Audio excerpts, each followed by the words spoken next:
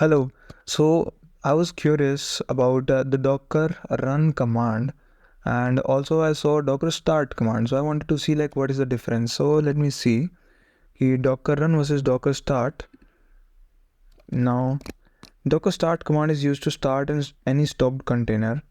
If we use the Docker to create a command to create a container, then we can start it with this command. Docker run command is a combination of creating and starting, as it creates a new container and starts it immediately.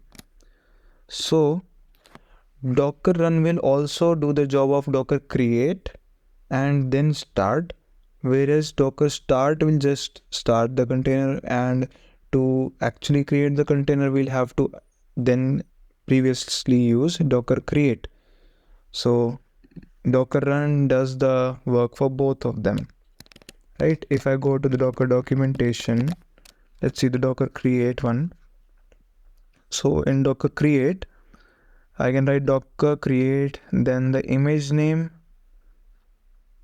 and followed by any arguments. Let's see any use case.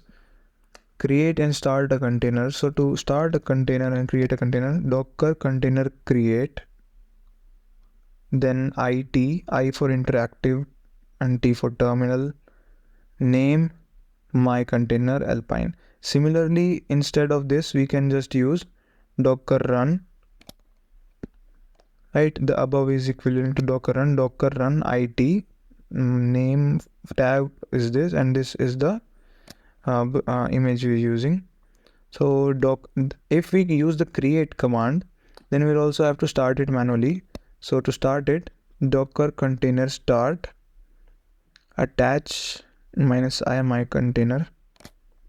So this was the name of the container, and we passed the same, and we have to attach or detach, like we have to see if we want to run it in attached or detached mode. So according to that, we can pass in the flag and we can start it.